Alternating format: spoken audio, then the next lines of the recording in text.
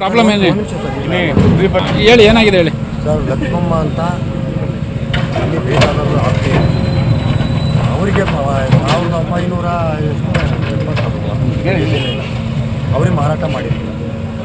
ಅವ್ರಿಗೆ ಮಾರಾಟ ಮಾಡಿದಾಗ ಅವ್ರ ಪ್ರಾಪರ್ಟಿ ಹಾಗೆ ಇವರಿಗೆ ಬೇರೆಯವರಿಗೆ ರಾಮಕೃಷ್ಣ ಅನ್ನೋರು ಅವ್ರದ್ದೊಂದು ಪ್ರಾಪರ್ಟಿ ಅವ್ರು ಬೇರೆಯವ್ರಿಗೆ ಕೊಟ್ಟಿದ್ರು. ಒಬ್ಬಂದೇ ಆಸ್ತಿ ಇದನ್ನು ಈ ಥರ ಇದ್ದಾಗ ಹಿಂಗೆ ನಡ್ಕೊಂಡು ಬರ್ತಿದ್ದಾರೆ. ಅವ್ರು ಮೈಸೂರಿನಲ್ಲಿತ್ತು.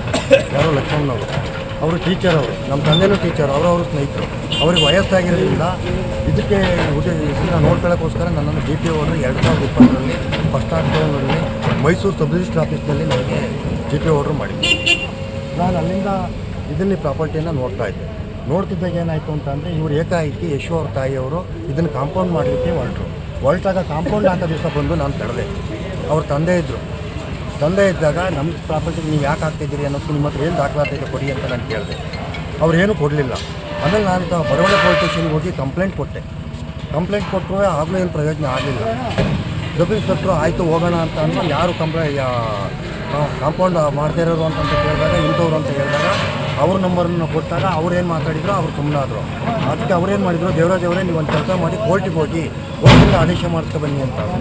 2020ರಿಂದ ನಾವು ಕೋರ್ಟಿಗೆ ಹೋಗಿ 2020ರಿಂದ ಕೋರ್ಟಿಗೆ ಹೋಗಿ ನ್ಯಾಯಾಲಯಕ್ಕೆ ಅವರು ಯಾವುದೇ ದಾಖಲಾತಿಗಳನ್ನು ಒದಗಿಸಲಿಕ್ಕಾಗಲಿಲ್ಲ.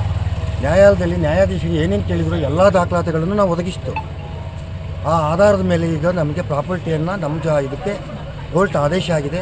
ಇದು ಸರ್, ಇದೆಲ್ಲ ಆದಮೇಲೆ ಮತ್ತೆ ನಾವು ಮಾನವೀಯತೆಯ ದೃಷ್ಟಿಯಿಂದ ಅವರು ಒಂದು ಮೀಟಿಂಗ್ ಕರೀಲಿಕ್ಕೆ ಅಂತ ವಿಷಯನೂ ತಿಳಿಸ್ತು. ಬರ್ತೀವಿ ಅಂತ ಅಂದವರು ಬರಲಿಲ್ಲ. ನಾವು ನಿನ್ನೆ ನೋಡೋಕ್ಕಾಗುತ್ತೆ, ನಮ್ಮ ಪ್ರಾಪರ್ಟಿ ನಮಗೆ ಬೇಕಲ್ಲ, ನಮ್ಮಂಥ ಬಡವರದ ಆಸ್ತಿಯನ್ನು ಇವರು ಇದು ಮಾಡ್ತಾಯಿದ್ದಾರೆ.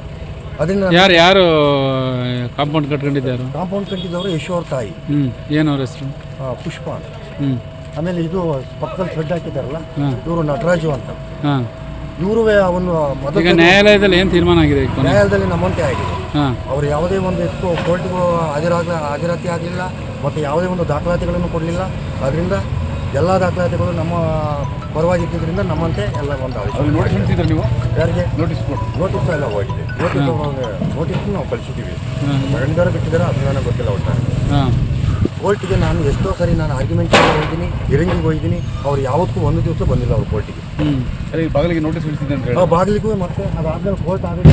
ನೋಟಿಸನ್ನು ಕಾಂಪೌಂಡು ಪೆಟ್ಟಿಗೆಲ್ಲ ನಾವು ಅವಾಗಲೇ ಅಂಟಿಸಿದ್ದೀವಿ. ಪಬ್ಲಿಕ್ಕಲ್ಲೇ ಅಂಟಿಸಿರೋದು. ನಾವೇನು ರಾತ್ರಿ ಹೊತ್ತು ಅಂಟಿಸಿಲ್ಲ, ಹಗಲೊತ್ತೇ ಬಂದು ಅಂಟಿಸಿದ್ವಿ. ಈ ವಿಚಾರ ಮೂಲ ಓನರ್ ಲಕ್ಷ್ಮಮ್ಮ ಮೂಲ ಓನರು. ಇದು ಪುಷ್ಪ ಅವರು ಇದು ಮಾಡ್ಕೊಂಡಿದ್ದಾರೆ. ನಿಮ್ಮ ಹೆಸರೇನು? ದೇವರಾಜ್.